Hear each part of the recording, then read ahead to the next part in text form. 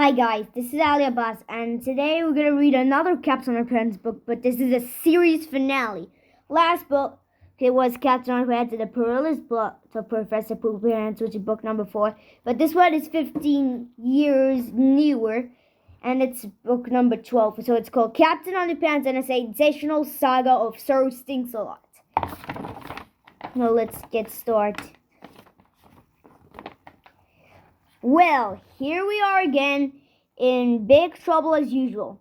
We had so much bad luck lately, we had to make this comic, so we will keep it all straight. Behold our graphic tale of misery and war. Captain Underpants, the 100% true truth. Once upon a time, there was two cool kids named George and Harold. They were smart and handsome and stuff.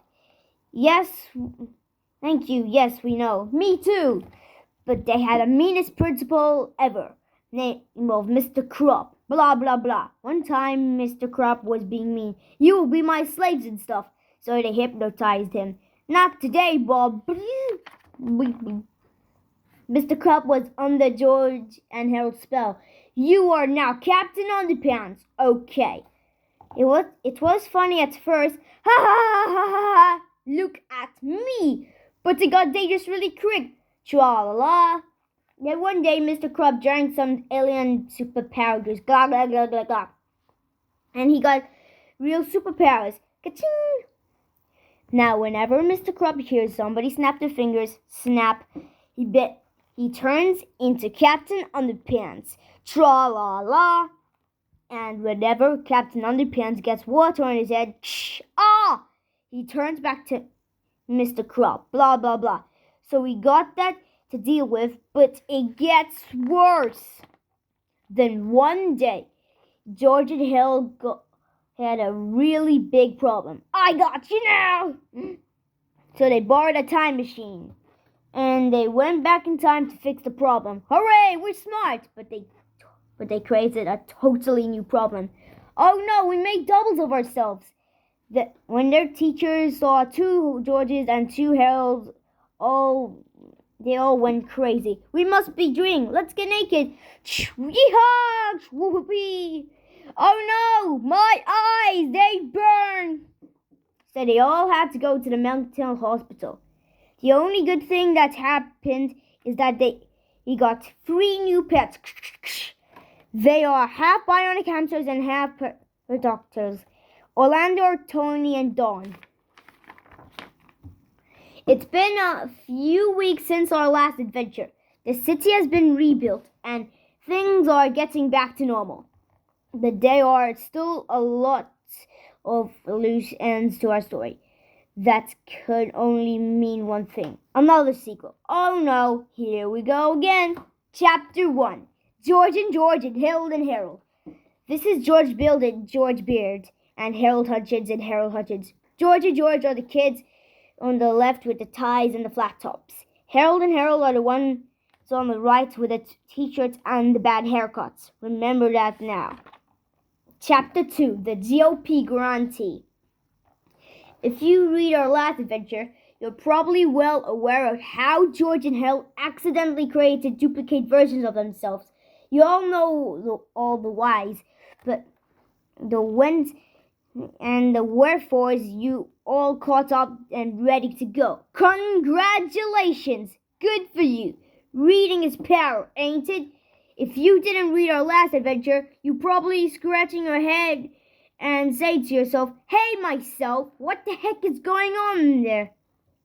But before we get to know that, I should point that in public to use the word heck. These books have been criticized for their inappropriate language, and we're going to put a stop to that sort of thing once and for all. From now on, you won't be reading any more words like heck or tinkle or fart or pee-pee. No, sir. Those words are highly offensive to grouchy old people who have way too much time on their hands.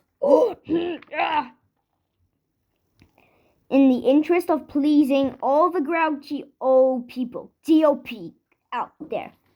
They have also included topics especially for them. So this adventure will contain references to health care, gardening, Bob events, restaurants, hard candies, FOX news, and gentle yet effective laxatives. So sit back on your hemorrhoid pillows and turn up some music, and grab a snack, black jelly beans that are all stuck together. It's time to enjoy all the new squeaky clean, fully appropriate, and non-offensive adventures of Captain Underpants. Woo! Chapter 3, The Species Who Knew Too Much. We all know it's good to be smart. It's even better to be very smart, but being too smart is just asking for trouble.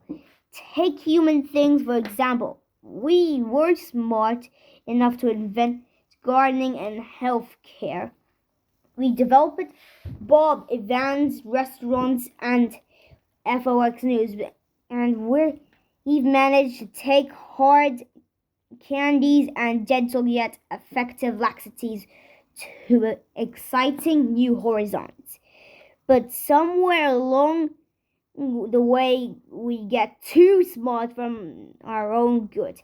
We started inventing dumb things like car alarms and leaf blowers and spray on our hair. Woo woo woo! Honk honk honk.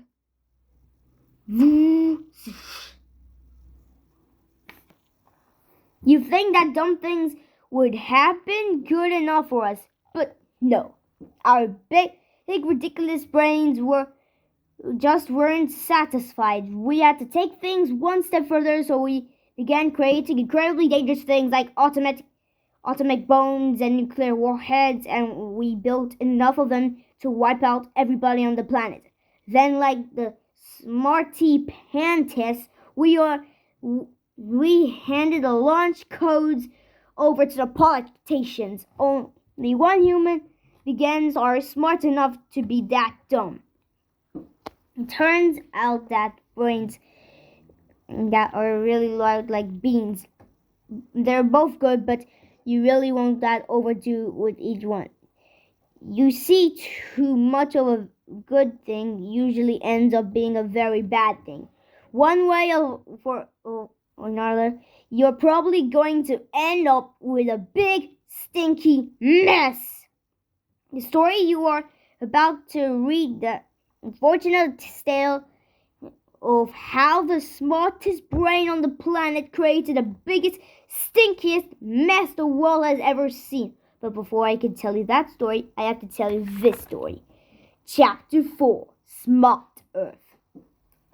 As any scientist will tell you, we exist in an ever-expanding multiverse with an infinite number of stars and planets. One of those planets with orbits sound the center in Orion's belt is called Smart Earth. Smart Earth is almost identical to our Earth, except that everybody who lives on Smart Earth is a genius. The reason that everybody on Smart Earth is so smart that the entire planet is made out of an element called Zygo-Gogozizzle 24. Zygo-Gogozizzle 24 is a slightly radioactive substance that can bind with organic matter, morph into a complex organisms, can be with mayonnaise and dough, pick a relish, turn to create a both tasty salad dressing and clean burning fuel source that with enough power to light up an entire city.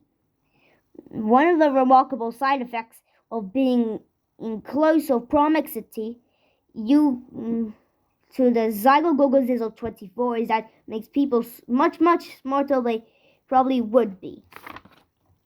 Even though Smart Earth is inhabited by geniuses, it still has a lot of similarities to our Earth. They got McDonald's, through it's called Smart McDonald's.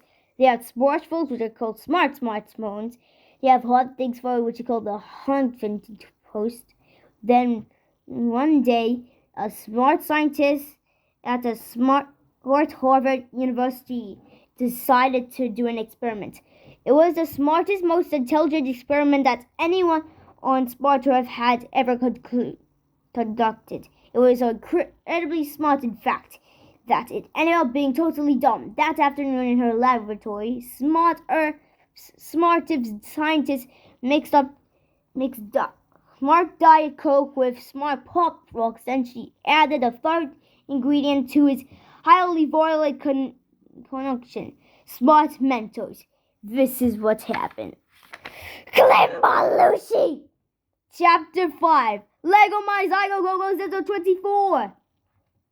The explosion that followed and chunks of Zygo-Gogozizzle 24 whizzing off in a different direction through the galaxy and beyond. One piece of Zygo-Gogozizzle 24 landed upon a nearby planet Bad Pun, causing all the pond water to turn into smart pond water. Soon the fish in the pond began to so intelligent they started swimming in schools. Wham!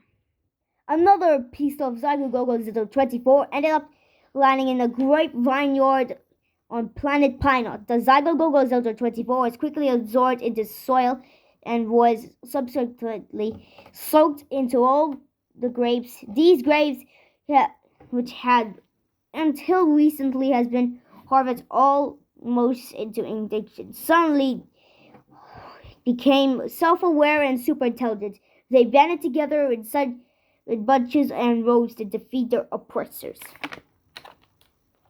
The battle lasted one whole night, but it sadly ended up in the next morning when the sun came up. The rebellion stripped when the poor grapes ran out of juice. It probably the reason for everything. Perhaps the most devastating of the destruction of Smartov, however, occurred on a tiny piece of Zygo-Gogozizzle 24, a third of our planet's atmosphere. It soared down through the sky with terrific speed, zooming closer to the small midwestern town of Piqua Valley. Finally, the tiny chunk of Zygo-Gogozizzle 24 crashed through the roof of the Piqua Valley Home for the reality challenge. Its land of therapy wards where all the teachers from the nearby elementary had been recently transferred. Crash! What's that? Cried Mr. Crab. It looks like a meteorite, said Miss Ribble. Don't touch it, warned the doctor. It might be the blood. The doctor's warning has heeded by everyone except for the gym teacher, Mr. Meaner. Gym teachers, as I'm sure you are all aware, are lots like toddlers. You really have to keep an eye on them because they're always picking up things on the floor and putting them in the mouth. Unfortunately, that exactly happened, on the fateful day that the Piqua Valley Home for the reality challenge. Said Mr. Meaner as he happily chewed the Zygo-Gogozizzle 24. Taste the chicken. Guys, I need to end this for now. Please subscribe to my channel and press the bell icon.